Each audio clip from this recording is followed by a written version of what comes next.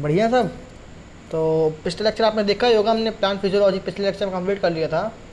और इस अब नया ह्यूमन फिजियोलॉजी स्टार्ट कर रहे हैं आज से, जिसमें से हम पहला chapter digestion and absorption complete करेंगे। ठीक है, तो ये आज का लेक्चर डाइजेशन एंड एब्जॉर्प्शन पर ये, जो कि लेक्चर नंबर 9 है। तो वैसे प्रैक्टिस सेशन कह सकते हो आप, लेक्चर तो नहीं कह सकते, प्रैक्टिस सेशन कह सकते हो। और इसमें हम वही क्वेश्चंस करेंगे बढ़िया बढ़िया। चलिए स्टार्ट करते हैं आज का सेशन। और सेशन स्टार्ट करने से पहले वीडियो को लाइक और चैनल सब्सक्राइब करना ना भूलें। तो let's start the session. So first question is inhibition of gastric and stimulation of gastric pancreatic and bile secretion are controlled by hormones. कौन से हार्मोन से ये चीज़ें कंट्रोल की जाती हैं? इनहिबिशन ऑफ गैस्ट्रिक और stimulation of gastric pancreatic and bile secretion, तीनों कौन कौन से हार्मोन से कंट्रोल की जाती हैं बताइए। ये तीनों कंट्रोल की जाती हैं। देखिए ऑप्शन पढ़ते हैं इसके। Option number A enterogastrone, gastrin, pancreozymin and cholecystokinin. B में दिया है गैस्ट्रिन, एंट्रोगैस्टेरॉन, कोलेसिस्टिकाइनिन एंड पेनक्रियोमाइजिन। सी में दिया हुआ secretin, enterogastrone, gastrin and enterokinin. And D में gastrin, secretin, enterokinin and cholecystokinin. कौन सा आंसर करेक्ट होगा इसका बताइए। इसका करेक्ट आंसर होगा option number A enterogastrone, gastrin, pancreozymin and cholecystokinin. ये इसका करेक्ट आंसर होगा। ठीक है, और मैं आपको बता दूं कि जो एंट्रोगैस्टेरॉन होता है उसको हम GIP भी कहते हैं, गैस्ट्रिक इनहिबिटरी पेप्टाइड। ठीक है, एंट्रोगैस्टेरॉन को दूसरा नाम होता है गैस्ट्रिक इनहिबिटरी पेप्टाइड। और वो कहाँ से क्रिएट होता है? ड्यूडेनल एपिथेलियम से। एंट्रोगैस्टेरॉन को GIP भी कहते हैं और कहाँ से क्रिएटेड होता है? ड्यूडेनल एपिथेलियम से। और ये गैस्ट्रिक सिक्रीशन और उसकी मोटिलिटी को इनहिबिट करता है। तो ये जो गैस्ट्रिक इनहिबिशन दिया हुआ है, गैस्ट्रिक इनहिबिशन दिया आप हम लोगों को, वो करेक्ट आंसर है। ठीक है, ये जो आप लोगों को दिया हुआ है यहाँ पर इनहिबिशन ऑफ गैस्ट्रिक, इसका होगा गैस्टेस्टेरॉन, एंट्रोगैस्टेरॉन। ठीक है, अब बात आती है stimulation of gastric. Stimulation of gastric किससे होता है? ठीक, अब यहाँ पर स्टिमुलेशन ऑफ गैस्ट्रिक है तो वो गैस्ट्रिन कंट्रोल करता है, स्टिमुलेशन का मतलब कि गैस्ट्रिन स्टिमुलेट करता है। तो यहाँ पर एक बात बताऊँ आपको कि गैस्ट्रिन सिक्रिएट करता है गैस्ट्रिक सेल। कहाँ से कहाँ पर सिक्रिएट करता है? पाइलोरिक स्टोमक में। ठीक है, जो क्या करता है? गैस्ट्रिक ग्लैंड्स को स्टिमुलेट करता है। तो स्टिमुलेशन वाले का आंसर होगा गैस्ट्रिन वाला। ठीक है, अब हमें दिया है इसी में ही कि पैंक्रियाटिक एंड बाइल सिक्रीशन ये कौन हार्मोन कंट्रोल करते हैं? तो पैंक्रियाटिक और बाइल सिक्रीशन ये कंट्रोल करते हैं दो हार्मोन, एक पैंक्रियोजाइमिन और एक कोलेसिस्टिकाइनिन। तो कोलेसिस्टिकाइनिन और पैंक्रियोजाइमिन को शॉर्ट फॉर्म कहते हैं CCK-PZ। इसमें कि CCK मतलब होता है कोलेसिस्टिकाइनिन और PZ का मतलब होता है पैंक्रियोजाइमिन। ठीक है, ये कहाँ सिक्रेट होते हैं? एपिथेलियम ऑफ स्मॉल इंटेस्टाइन की एपिथेलियम सिक्रेट होते हैं। और ये स्टिमुलेट करते हैं गॉल ब्लैडर को क्या रिलीज करने के लिए? बाइल और पैंक्रियाज से सिक्रेट करते हैं पैंक्रियाटिक जूस। मैं फिर से वाला पॉइंट बताता हूँ कि जो कोलेसिस्टिकाइनिन और पैंक्रियोजाइमिन होते हैं वो सिक्रेटेड होते हैं एपिथेलियम, स्मॉल इंटेस्टाइन के एपिथेलियम सेल से। ठीक है, वो स्टिमुलेट करते हैं गॉल ब्लैडर को बाइल रिलीज करने के लिए और पैंक्रियाज को पैंक्रियाटिक जूस सिक्रेट करने के लिए। ठीक है, बस करेक्ट आंसर होगा option number A enterogastrone, gastrin and pancreozymin. अगला question, a person deficient in the rhodopsin should be advised. एक पर्सन है जिसको रोडोप्सिन की कमी है, उसको क्या एडवाइस करेंगे आप बताइए? क्या ज़्यादा लेने के लिए एडवाइस करेंगे? Radish potato, carrot, ripe papaya, apple grapes, guava and ripe banana. बताइए क्या एडवाइस करेंगे उसको कि उसका रोडोप्सिन कंट्रोल हो जाए, सही हो जाए? उसको हम करेंगे कैरेट एंड राइप पपाया, क्योंकि कैरेट एंड राइप पपाया क्या होते हैं? विटामिन ए एसेंशियल होते हैं। और रोडोप्सिन किसकी कमी से होता है? विटामिन ए की कमी से। रोडोप्सिन होता है विटामिन ए की कमी से होता है। तो हमें अगर हम विटामिन ए को कंट्रोल कर लेंगे तो हमारा रोडोप्सिन सही हो जाएगा। तो विटामिन ए की ज़रूरत होती है, मतलब कि विटामिन ए इनमें सबसे ज़्यादा प्रेजेंट होता है कैरेट में और राइप पपाया में। और एक बात और बताऊँ आपको कि विटामिन ए होता है वो एसेंशियल होता है for the synthesis of retinal pigment. Retinal pigment मतलब रोडोप्सिन को रेटिना पिगमेंट ही कहते हैं, ठीक है। और विटामिन ए इसके लिए रिस्पॉन्सिबल होता है, उसके सिंथेसिस के लिए। ओके, तो चलते हैं नेक्स्ट क्वेश्चन की तरफ। अगला क्वेश्चन दिया हुआ है, gastric glands are present in, कहाँ प्रेजेंट होती हैं गैस्ट्रिक ग्लैंड? डायरेक्ट एनसीईआरटी का लाइन है, कोई इसमें घुमा हुआ है, डायरेक्ट क्वेश्चन है ये वाला। बताइए, सब म्यूकोसा ऑफ स्टोमक में, सब म्यूकोसा ऑफ लिवर में, कि म्यूकोसा ऑफ पैंक्रियास में, कि म्यूकोसा ऑफ स्टोमक में? सबसे बड़ी बात बताऊँ कि गैस्ट्रिक ग्लैंड स्टोमक में प्रेजेंट होता है, ना कि लिवर में होता है। गैस्ट्रिक ग्लैंड्स ना ही लिवर में होते हैं, ना ही पैंक्रियाज में होते हैं, ठीक। अब बताइए, अब मैंने दो ऑप्शन एलिमिनेट कर दिए, अब कौन सा ऑप्शन सही होगा? Gastric glands are present in the mucosa of stomach, stomach की म्यूकोसा लेयर में प्रेजेंट होते हैं गैस्ट्रिक ग्लैंड, ठीक है। अगला क्वेश्चन, प्रोटीन डाइजेशन अकम्प्लिश कहाँ होता है, मतलब कि कहाँ फिनिश होता है प्रोटीन डाइजेशन? स्टोमक में, इलियम में, रेक्टम में और ड्यूडेनम में। आपको पता होगा तो ड्यूडेनम और इलियम ये दोनों स्मॉल इंटेस्टाइन के पार्ट हैं, ठीक है, दोनों स्मॉल इंटेस्टाइन के पार्ट हैं। तो मैं आपको एक बात बताऊँ, स्मॉल इंटेस्टाइन का मान लीजिए आपको मतलब कौन सा याद नहीं रहते कौन सा सीरीज़ में हो क्या होगा, तो इसका अगर मैं आपको शॉर्ट फॉर्म बताऊँ तो इसका शॉर्ट फॉर्म जैसे मान लीजिए लिख लीजिए DJI, ड्यूडेनम, जेजुनम, इलियम, ये तीन इसके क्या है पार्ट हैं। पहले ड्यूडेनम आएगा, फिर जेजुनम आएगा, फिर इलियम आएगा, ठीक है। तो इसका करेक्ट आंसर क्या होगा, कहाँ प्रोटीन डाइजेशन फिनिश होता है? बताइए, प्रोटीन डाइजेशन फिनिश होता है इलियम में, ठीक है। प्रोटीन डाइजेशन कहाँ फिनिश होता है? इलियम में, क्योंकि लास्ट पार्ट क्या है? इलियम। तो प्रोटीन डाइजेशन यहाँ से होता हुआ इलियम में ही फिनिश होगा। अगला क्वेश्चन दिया है, a person is eating boiled potato, which food is component found in it? कौन सा फूड कंपोनेंट उसमें पाया जाएगा? बताइए। ए में दिया option DNA which gets digested by pancreatic DNase, B में दिया लैक्टोज विच इज़ इनडाइजेस्टेबल, और सी में starch which does not get digested, और डी में cellulose which is digested by intestinal cellulase. बताइए, एक मान लीजिए एक पर्सन है वो बॉइल्ड पोटैटो खा रहा है, तो कौन सा कंपोनेंट उसमें पाया जाएगा? वैसे आपको एक बात बताऊं, जो इसमें ये दिए हुए हम लोग सेंटेंस ये सब करेक्ट दिए हुए हैं, कोई भी ऐसा नहीं कि जिसमें इनकरेक्ट हो। हम लोगों को स्टार्च डाइजेस्ट नहीं होता है, लैक्टोज भी इनडाइजेस्टेबल होता है, और सेलुलोज भी डाइजेस्ट होता है कहाँ पर? इंटेस्टिनल सेलुलोज में, और DNA भी डाइजेस्टेड होता है पैंक्रियाटिक डीएनएज में, ठीक है। अब इसका करेक्ट आंसर क्या होगा आपको बताइए? इसका करेक्ट आंसर होगा option number A, DNase which get digested by pancreatic DNase से डाइजेस्ट होता है DNA, ठीक है।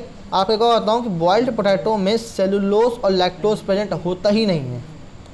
बॉइल्ड पोटैटो में सेलुलोज और लैक्टोज बिल्कुल ख़त्म हो जाता है, और स्टार्च भी पूरी तरह डाइजेस्ट हो जाता है, लगभग स्टार्च भी डाइजेस्ट हो जाता है। इसने अगर उसने कहा होता कि स्टार्च ऑल्सो डाइजेस्टेड, तो स्टार्च भी आंसर हो सकता था, लेकिन इसने कहा है starch does not get digested, पूरी तरह डाइजेस्ट होता ही नहीं है।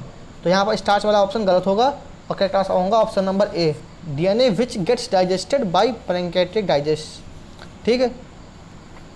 अगला question, fat soluble vitamin is, कौन सा फैट सोल्यूबल विटामिन है? अगर आपने विटामिन के बारे में पढ़ा होगा तो आपको जरूर पता होगा फैट सोल्यूबल विटामिन कौन सा होता है। बताइए, vitamin B, C, K, H कौन सा फैट सोल्यूबल है? फैट सोल्यूबल है vitamin K, vitamin K is the fat soluble vitamin. आपको एक बात बताऊँ, विटामिन B और विटामिन C और एक और ले लीजिए बायोटिन, ये सारे होते हैं दोनों तीनों ये होते हैं वाटर सोल्यूबल। कैसे होते हैं ये? वाटर सोल्यूबल, ठीक है। अब आती फैट सोल्यूबल के बाद, फैट सोल्यूबल में आते हैं K, A, D, E, ये चारों फैट सोल्यूबल विटामिन है, ठीक है। Biotin, vitamin C, vitamin S तो मतलब नहीं है, विटामिन B, विटामिन C और biotin, vitamin B, vitamin C और बायोटिन क्या है? फैट सोल्यूबल विटामिन है, ठीक है। Biotin, vitamin B and vitamin C, these are the water soluble, and fat soluble D, A, E और विटामिन K, ठीक। अगला question, in humans the undigested and absorbed substances can faeces are temporarily stored in, कहाँ पर store होते हैं humans में undigested और unabsorbed substance? बताइए, जिसको हम फीसेस कहते हैं, मतलब कि वेस्ट मटेरियल, कहाँ पर कलेक्ट होता है, कहाँ पर स्टोर होता है? Rectum, colon, caecum, cloaca. मैं आपको एक बात बताऊँ, क्लोएका तो हमारे बॉडी का पार्ट ही नहीं है, तो क्लोएका तो आंसर गलत हो जाएगा हमारा। ठीक है, अब बचे 3 ऑप्शन, रेक्टम, कोलोन, सीकम। कौन सा आंसर करेक्ट होगा? करेक्ट आंसर होगा option number A, rectum. Rectum में हमारा फीसेस कलेक्ट होता है। ठीक है, आपको एक बात बताता हूँ कि in humans that are undigested and absorbed substance called faeces are temporarily stored in the rectum which but. लेकिन एक बात बताऊँ कि आपको जो अनडाइजेस्टेड और अनअब्जॉर्ब्ड सब्सटेंसेज हैं वो कहाँ इंटर करते हैं? सबसे पहले सीकम में। कहाँ? किसकी? लार्ज इंटेस्टाइन, क्योंकि सीकम लार्ज इंटेस्टाइन में ही प्रेजेंट होता है। और ये सीकम, ठीक है, मान लीजिए सीकम से लार्ज इंटेस्टाइन में गया, लेकिन कुछ किसी प्रोसेस के द्वारा तो गया होगा, किसी मतलब प्लेस से तो गया होगा, और वो कहाँ से आता है? इलियोसिकल वेल से गुजरता है, जो क्या करता है? प्रिवेंट करता है backflow of the faecal matter stored in the rectum में स्टोर होता है। मतलब कि फिर समझाता हूँ आपको मैं इसके बारे में कि जो भी हमारा फीकल मैटर रेक्टम में स्टोर होता है वो बैकफ्लो में, मतलब कि इलियोसिकल वेल उसको बैकफ्लो ना होने पर हेल्प करता है। वो जब वो हमारा फीसेस उसके अंदर चला जाता है रेक्टम के अंदर, तो वो इलियोसिकल वेल क्लोज हो जाती है, और हमारा जो फीसेस होता है वो बाहर तरफ नहीं आ पाता है। तो इलियोसिकल वेल यहाँ पर वर्क करता है किसका? क्लोज और ओपन का, जिसकी वजह से हमारा फीसेस बैक स्टोमक में नहीं आता है। ठीक है, तो इसका करेक्ट आंसर क्या होगा? Option number A, rectum. फिर क्या दिया? Malnutrition disease in man. Man में माल न्यूट्रिशन डिजीज़ कौन सी है? Cri du chat syndrome, Klinefelter syndrome, marasmus, Edward syndrome. बताइए कौन सी है माल न्यूट्रिशन डिजीज़? देखिए मैं बताता हूँ, माल न्यूट्रिशन डिजीज़ मतलब क्या हुआ इसमें? माल न्यूट्रिशन का मतलब हुआ कि प्रोटीन और कैलोरीज से क्या होगी? डिफिशियंसी होगी। ठीक है, प्रोटीन और कैलोरीज की डिफिशियंसी होगी। ठीक है, लेकिन अब ये पता है कि प्रोटीन और कैलोरी की डिफिशियंसी होगी। अब हम ये कैसे पता चलेगा कौन सा आंसर करेक्ट होगा? बताइए हमें ये कैसे पता चलेगा कौन सा आंसर करेक्ट होगा इसका? देखिए मैं बताता हूँ आपको, cri du chat, Klinefelter syndrome and Edward syndrome, ये तीनों कैसी हैं कि तीनों जेनेटिक डिजीज़। कैसी डिजीज़ है ये? जेनेटिक डिजीज़ है। ठीक है, and marasmus it is a malnutrition disease, तो करेक्ट आंसर होगा मैरस्मस। ठीक है, अगला क्वेश्चन दिया है, what will happen if the secretion of the parietal cells of gastric glands is blocked. यदि क्या होगा यदि secretion of parietal cells gastric gland के ब्लॉक हो जाए विद एन इनहिबिटर। ठीक है, option number A, gastric juice will be deficient in chymosin. Chymosin में गैस्ट्रिक जूस की कमी हो जाएगी।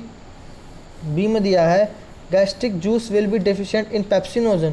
पेप्सिनोजन में गैस्ट्रिक जूस की डिफिशियंसी हो जाएगी। और सी में दिया है, in the absence of HCl secretion inactive pepsinogen is not converted into the active enzyme pepsin. और डी में दिया हुआ, enterokinase will not be released from the duodenal mucosa and so trypsinogen is not converted to trypsin. बताइए इसका correct answer क्या होगा? मैं question फिर से एक बार पढ़ देता हूँ, व्हाट विल हैपन, क्या होगा यदि secretion of parietal cell gastric gland के ब्लॉक हो जाए विद एन इनहिबिटर के कारण, इनहिबिटर के साथ। बताइए क्या हुआ? होगा यूँ, होगा कुछ नहीं होगा, होगा इतना कि in the absence of HCl secretion inactive pepsinogen is not converted into the active pepsinogen. HCl की एब्सेंस पर इनएक्टिव पेप्सिनोजन एक्टिव पेप्सिनोजन में कन्वर्ट नहीं होगा, तो करेक्ट आंसर होगा ऑप्शन नंबर सी। ठीक है, अगला question, pulp cavity of teeth is lined by. किससे लाइन होती है पल्प कैविटी? बताइए, pulp cavity is teeth is lined by odontoblast. Odontoblast से लाइंड होती है। Odontoblast are the large columnar cell, columnar cell ठीक है, जो अरेंज होते हैं along the interface between the dentine and pulp. Pulp pulp होता है हमारे माउथ में पार्ट होता है, पल्प और डेंटाइन, इन दोनों के बीच में क्या होता है, इन दोनों के बीच में large columnar shaped cells present होते हैं, उन्हें हम कहते हैं ओडोंटोब्लास्ट। तो पल्प कैविटी ऑफ टीथ किससे लाइन होती है? ओडोंटोब्लास्ट से। करेक्ट आंसर होगा ऑप्शन नंबर ए। अगला, the absorption of glycerol fatty acid and monoglyceride takes place by the, कहाँ पर होते हैं absorption of glycerol fatty acid and monoglyceride? बताइए। A lymph vessel within the villi, B wall of the stomach, C colon, and D capillaries within the villi. बताइए कहाँ पर होगा absorption of glycerol fatty acid और monoglyceride का? इनका absorption होगा कहाँ पर? A lymph vessel within the villi, villi में ही इनका एब्जॉर्प्शन होगा ग्लिसरॉल फैटी एसिड मोनोग्लिसराइड का। ठीक है, अगला question, in human body the role of bile salts in digestion is to. Human body में बाइल सॉल्ट का डाइजेशन में रोल क्या है? बताइए बताइए, अब तक सोचिए, मैं अब तक पानी पी लूँ।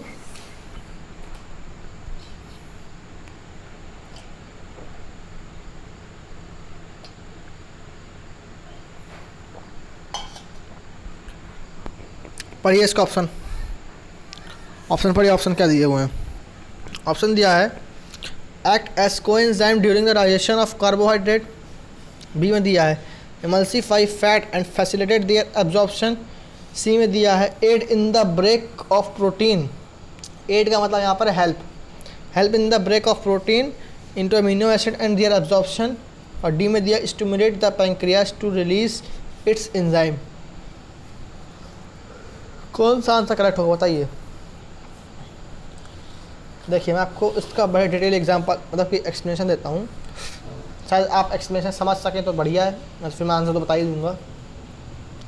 जो बाइल सेक्रेट होता है लिवर से वो अल्कलाइन होता है, ठीक है, येलोइश ग्रीन कलर का होता है, उसके जूस में किसी प्रकार का एंजाइम नहीं होता, बाइल में किसी प्रकार का एंजाइम नहीं होता है, वाटर कंटेंट की होता है, सोडियम बाइकार्बोनेट्स होते हैं उसमें, और बाइल पिगमेंट होता है जो कि बिलीरुबिन और बिलीवर्डन के फॉर्म में होता है।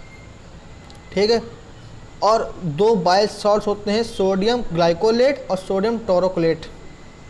बाइल जूस में दो पिगमेंट होते हैं sodium glycolate and sodium टोरोलेट।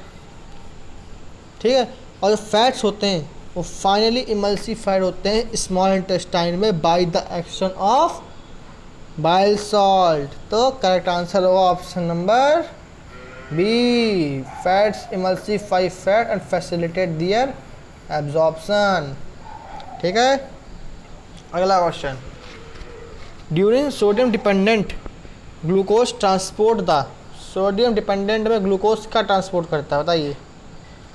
A sodium ion इसको transported with glucose against the concentration gradient, B sodium and glucose both are transported actively into the gut from the lumen, C sodium ion is absorbed passively and glucose actively, D sodium ion has transported actively and glucose passively। बताइए क्या answer correct होगा इसका? Sodium dependent glucose transport में sodium इसको transported and glucose against the concentration gradient, ये होता है। ठीक है, अगला क्वेश्चन, कोलेसिस्टेक्टोमी मतलब रिमूवल ऑफ गॉल ब्लैडर, इसका रिजल्ट क्या होगा? ए गैस्ट्रिक क्रैम्प्स होंगे, बी इम्पेयर्ड फैट डाइजेशन होगा, सी परपीचुअल इंडाइजेशन होगा, या फिर डी नो अप्रिशिएबल चेंज, कुछ नहीं होगा। बताइए, मैं ही बता देता हूँ, इसका पहले आपको एक्सप्लेनेशन देता हूँ बढ़िया। ठीक है, cholecystectomy results in impaired fat digestion. अगर हम गैल ब्लैडर को रिमूव करते हैं तो इम्पेयर्ड फैट डाइजेशन होगा। ठीक है, क्योंकि गॉल ब्लैडर स्टोर करता है concentrated bile for the better functioning, better functioning के लिए बाइल को, कंसंट्रेटेड बाइल को स्टोर करता है। यदि गॉल ब्लैडर को रिमूव कर देंगे तो बाइल डाइल्यूट हो जाएगा, जो क्या कर, बाइल डाइल्यूट हुआ वो कर देगा क्या, फैट डाइजेशन, मतलब अच्छे से फैट का डाइजेशन नहीं होगा। तो करेक्ट आंसर होगा इसका ऑप्शन नंबर बी। अगला, अब ये आपको बहुत छोटा दिख रहा होगा, वैसे मैं कोशिश करता हूँ इसको बड़ा करने की। 1 मिनट रुकिएगा। हाँ हो गया। तो देखिए, हाँ ये देखिए, पहले इसको आप ये देख लीजिए इसकी ये क्या दिया हुआ, रिएक्शन दी हुई है ना। देखिए डाइपेप्टाइड्स, फिर ए एमिनो एसिड, फिर माल्टोज से ग्लूकोज प्लस ग्लूकोज जिसमें बी नंबर दिया हुआ है, प्रोटीन से amino acid plus peptides C number दिया हुआ है। अब हमें कहा है करेक्ट पेयर कौन सा होगा। ए में डाइपेप्टिडेज स्टोमक होगा, बी में माल्टेज स्मॉल इंटेस्टाइन होगा, सी में पेप्सिन या फिर स्टोमक होगा। ऑप्शन देख लेते हैं इसके, यही तो ऑप्शन तो यही दिए हुए हैं, first second third first third और नन। सोचिए इसका करेक्ट ऑप्शन क्या हुआ, सोचिए, फिर मैं इसको उसी तरह लाइन में लाता हूँ। देखिए मैं बताता हूँ, हमें ये दिया हुआ है और इसका करेक्ट आंसर क्या होगा। इसका करेक्ट आंसर होगा option number B, second and third. Maltose में माल्टेज और स्मॉल इंटेस्टाइन में होता है, ठीक है, माल्टोज में माल्टेज और स्मॉल इंटेस्टाइन होता है, और प्रोटीन से एमिनो एसिड प्लस पेप्टाइड में चेंज होने में पेप्सिन और स्टोमक का वर्क होता है, ठीक है। और लेकिन एक बात बताऊँ आपको मैं, यहाँ पर जब ये जो दिया हुआ हम लोगों को डाइपेप्टाइड से एमिनो एसिड, तो ये जो डाइपेप्टिडेज स्टोमक दिया हुआ ये नहीं होता है, ये यूज़ नहीं होता यहाँ पर, ठीक है। तो करेक्ट आंसर का ऑप्शन नंबर थर्ड। वैसे मैं इसको इरेज कर देता हूँ, आप लोग समझ में नहीं आ रहा होगा, जस्ट अ सेकेंड। ठीक है, अब देख लीजिए। तो यहाँ पर करेक्ट आंसर क्या होगा, option number, just a bit, option number ये वाला बी। ओके, तो चलते हैं नेक्स्ट क्वेश्चन की तरफ। अगला क्वेश्चन दिया हुआ है, the mucosa of stomach has gastric glands containing 3 major types of cell. If dash are missing और do not work it leads to non absorption of vitamin B12। Non absorption of vitamin B12 हो जाएगा अगर missing हो गया या फिर work नहीं किया। बताइए कौन सा आंसर है। Next cell, peptic cell, chief cell, parietal cell. Peptic cell is the correct answer. Sorry, I am really sorry. D, parietal cell is the correct answer. Parietal cell अगर मिस हुए और work ना किए तो क्या होगा, non absorption of vitamin B12, ठीक है। अगला दिया हुआ है, कौन सा गलत है statement. A, the submucosa of duodenum has Brunner's gland. D, the wall of stomach has mucosal folds called rugae. C, oblique layer is an additional layer present between longitudinal and circular layers of muscularis externa of stomach। भाई साहब फिर से वो पढ़ता है यार, मतलब कि थर्ड नंबर वाला। oblique layer is an additional layer present between longitudinal and circular layers of muscularis externa of stomach, ठीक है। डी में दिया है, cardiac sphincter guards the gastroesophageal junction. कौन सा आंसर करेक्ट होगा इसका, कौन सा गलत है, कौन सा गलत है, बताइए बताइए बताइए कौन सा गलत है इसमें। Submucosa of duodenum has Brunner's gland, this is the correct. The wall of stomach has mucosal fold called rugae, this is correct. अब देखिए इसमें लास्ट वाला देख लीजिए पहले, cardiac sphincter guard the gastroesophageal junction, ये भी करेक्ट है। तो गलत क्या हुआ आंसर, गलत हुआ ये वाला डी वाला, this is the correct answer. ये क्या है, इनकरेक्ट है, और यही का हमारा आंसर है। वैसे हमारा आंसर कौन सा है, ये वाला, ठीक है। तो कौन सा करेक्ट आंसर है उसका, option number C is the correct answer. So guys चलते हैं नेक्स्ट क्वेश्चन की तरफ। अगला क्वेश्चन, यार कम से कम वीडियो को लाइक और चैनल सब्सक्राइब तो कर दो यार, थोड़ा हमारी भी हेल्प हो जाएगी। हैं ऐसा तो ना करा करो दोस्तों यार, ऐसा करो तो कैसा बनेगा बताओ। आप लोग इतनी मेहनत करते हैं तो कुछ तो सपोर्ट करो ना। आइए अगले क्वेश्चन पर। Read the following statements. A, vestigial organ called the vermiform appendix arises from the cecum. B, serosa is the outermost layer in the wall of the alimentary canal and is made up of thin mesothelium. Third, muscularis is formed by the smooth muscles and is arranged into the outer circular and inner longitudinal layers. Or fourth, the opening of the stomach into the duodenum is guarded by pyloric sphincter. कौन सा इसमें से correct है? बस वही option है, first second first third, third second third और third first fourth. बताइए इसमें से कौन सा ऑप्शन करेक्ट है, सोचिए। ये तो आपको सोचना है कौन सा ऑप्शन करेक्ट है, दिमाग लगाइए, बताइए। देखिए अब इसमें पता करते हैं कौन सा ऑप्शन करेक्ट है। तो पहले भैया देख लें इसका हम, just a second. First second second first first third first fourth, ठीक है भैया। तो आइए इसमें आते हैं। देखिए अब मैं बताता हूँ आपको इसका करेक्ट आंसर क्या होगा, जस्ट अ सेकेंड। हाँ, इसका वैसे करेक्ट आंसर बताऊँ तो करेक्ट आंसर है इसका option number D, first and fourth. कौन सा करेक्ट? ठीक है, फर्स्ट एंड फोर्थ करेक्ट है। फिर देखिए फर्स्ट में देखते हैं, चलिए फर्स्ट में क्या पूछा है। फर्स्ट में कहा है हमको इसने, ओ भाई हाँ, A vestigial organ called the vermiform appendix arises from the cecum. Cecum से ही vestigial organ arise होता है जिसको हम क्या कहते हैं, vermiform appendix. First is the correct. Fourth देखते हैं, the opening of the stomach into the duodenum is guided by pyloric sphincter. This is also correct. But in the third point, second point, serosa is the innermost, not it is the outermost layer. ठीक।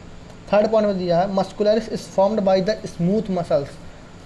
Muscularis is formed by the smooth muscles, ठीक है, and is arranged into outer circular and inner longitudinal layers. Not, it is arranged into the inner layer, inner circular and outer longitudinal layer. तो second वाला गलत हो गया और third वाला गलत हो गया।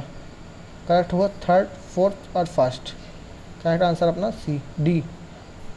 अगला question, Peyer's patches are present in the lamina propria of, किसकी पियर्स पैचेस प्रेजेंट होते हैं लैमिना प्रोपोरिया में, बताइए। Peyer's patches are present in the ileum section, बताया था ना फॉर्मूला DJI उसका, स्मॉल इंटेस्टाइन का DJI, duodenum jejunum ileum. Peyer's patches कहाँ प्रेजेंट होते हैं? इलियम में। ओके, पियर्स पैचेस कहाँ प्रेजेंट होते हैं? इलियम में। Just a second, Peyer's patches present होते हैं कहाँ पर? इलियम में। Ileum is the correct answer. अगला, crypts of Lieberkühn are present in, ये कहाँ प्रेजेंट होते हैं? ये तो देखो प्रेजेंस बताइए कहाँ प्रेजेंट होते हैं कहाँ नहीं होते हैं, ये आपको याद ही करना पड़ेगा। आप जितनी कोशिश कर लीजिए या आपको समझ में नहीं आए, समझ में भी आ जाएंगे लेकिन फिर आपको दिमाग में रखना पड़ेगा कि पोजीशन कहाँ होती है कहाँ नहीं होती है, ठीक है। तो अब ये हमसे पूछा क्रिप्स ऑफ लिवर केन, ये कहाँ प्रेजेंट होते हैं बताइए। Pancreas and secrete pancreatic juice, small intestine and secrete digestive enzymes, stomach and secrete dilute HCl, stomach and secrete trypsin. बताइए क्रिप्स ऑफ लिवर केन कहाँ प्रेजेंट होंगे? देखिए मैं बताता हूँ आपको, crypts of Lieberkühn present in the small intestine and secrete digestive enzymes. Crypts of Lieberkühn small intestine present होते हैं और क्या करते हैं? डाइजेस्टिव एंजाइम सेक्रेट करते हैं, ठीक है। अब चलते हैं अगला क्वेश्चन की तरफ। अगला क्वेश्चन दिया हुआ है, which of the following is not salivary gland, कौन सेलेवरी ग्लैंड नहीं है? सबलिंगल, सब मैक्सिलरी, लैक्रिमल, पैरोटिड। देखिए बताता हूँ आपको इसका आंसर क्या होगा। इसका आंसर होगा, जस्ट अ सेकेंड, हाँ अब देखिए इसमें कहा है कौन सा सेलेवरी ग्लैंड नहीं है इनमें से, ठीक है। तो इसका सबलिंगुअल ग्लैंड है, submaxillary gland, parotid, these are the mouth gland, but lacrimal is not a gland. Lacrimal is not a salivary gland, and the correct answer is option number C, ठीक है। मतलब करेक्ट है, this is not a right. Okay, तो मैं बाकी, मगर बाकी को रफ के दे रहा हूँ क्योंकि दुश्मनी कर रहा है हमसे ये। तो करेक्ट आंसर क्या होगा? Option number C, lacrimal is not a salivary gland, not is salivary gland, not present in mouth. ठीक है, correct answer option number C, lacrimal. अगला क्वेश्चन पढ़िए, क्या क्वेश्चन दिखा रहा है हम लोगों को, पढ़िए पढ़िए। आज सोच रहा हूँ शायद मैंने लेक्चर काफ़ी लंबा दे दिया आज का, चलो कोई ना। Glisson's capsule is a characteristic feature of, किसका फीचर है ग्लिसन कैप्सूल बताइए? Glisson's capsule is a characteristic feature of mammals, it is not present in the birds, not present in reptiles, not present in arthropods, present only in mammals. Next question, which of the following is incorrect, कौन सा correct गलत है? Brunner's gland are submucosal, irregular folds of gastric mucosa are rugae. Glissen's capsule is the connective tissue sheath of hepatic lobule. Key mesothelium or serosa lies in closer proximity to the circular layer of muscularis. कौन सा गलत है इसमें? Wrong ढूंढना है। देखो wrong अपने को पता ना होगा वैसे, तो अपन पहले क्या करेंगे, राइट वाले को एलिमिनेट करेंगे। ठीक, अपन पढ़ते हैं ब्रूनर्स ग्लैंड आर सबम्यूकोसल, वो सबम्यूकोसल होते हैं Brunner's gland. This is the correct answer, this is the direct NCERT line है। ठीक है, फिर कहा irregular fold of gastric mucosa are regular, ये भी एनसीईआरटी की लाइन है। Glisson's capsule is the connective tissue sheath of hepatic lobule, ये भी एनसीईआरटी की लाइन है। But mesothelium of serosa lies close proximity to the circular layer of muscularis, this is not the correct answer। तो option number